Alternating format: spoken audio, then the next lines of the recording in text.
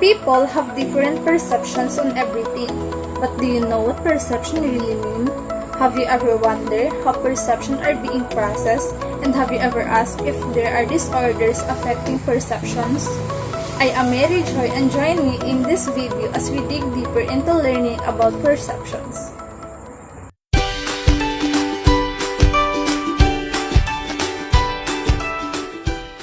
Perception is the sensory experience of the world, the awareness of the elements of environment through physical sensation. The five types of perception or senses are the vision, hearing, taste, touch, and smell. Sensation is input about the physical world obtained by our sensory receptors, and perception is the process by which the brain selects, organizes, and interprets these sensations. In other words, senses are the physiological basis of perception. There are also senses that allow people to perceive things such as balance, time, body position, acceleration, and the perception of internal states.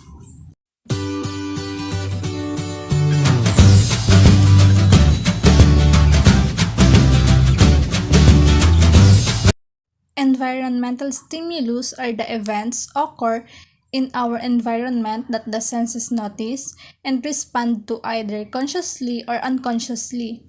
Examples of these are changes in weather, temperature, humidity, length of day, hot or cold, smell, and taste. The attended stimulus is the specific object in the environment on which attention is focused, perceiving the stimulus object in the environment and becoming consciously aware of the stimulus. Perception are being processed by the image on the retina, and when the light are passing through the cornea, pupil, and into the lens of an eye. The cornea focuses the light as it enters the eye, and the iris of the eye controls the size of the pupils in order to determine how much light to let in. Transduction is the process of turning environmental information into neural impulses. In the nose, chemical reactions from gaseous molecules create neural impulses. Within the skin, pressure, pain, and temperature create neural impulses. On the tongue, chemical reactions create neural impulses, while in the ear, sound waves create neural impulses. In the eyes, light waves create neural impulses. Neural processing is the process where the electrical signals produced by the neurons are somehow processed by the brain and converted to the experience of seeing the object, and then the stimulus is said to be perceived. Perception involves both recognizing environmental stimuli and actions in response to these stimuli. Through the perceptual process, we gain information about the properties and elements of the environment that are critical to our survival. When the brain categorizes and interprets what you are sensing, the ability to interpret and give meaning to the object is the next step known as recognition. The action phase of perception involves motor activity in response to the stimulus that is being perceived and recognized.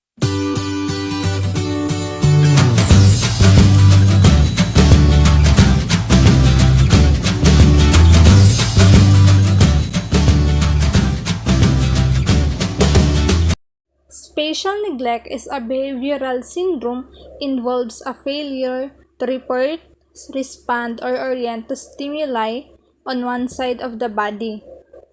It is a hidden disability resulting from a brain injury and frequently occurs after a stroke.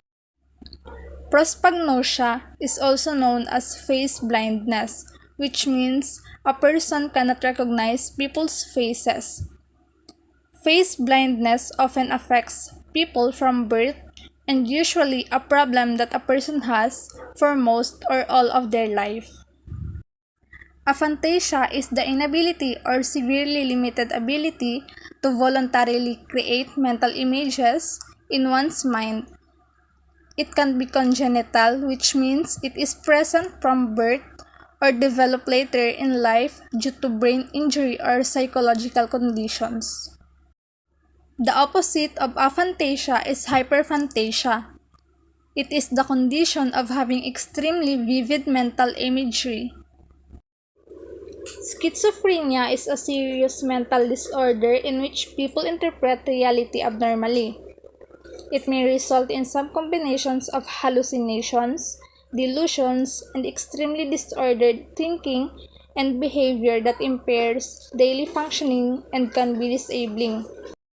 Research suggests combinations of physical, genetic, psychological, and environmental factors can make a person more likely to develop the schizophrenia. And this is the end of my video about perception. I hope you learned something. I am Mary Chandumus Dos. Bye!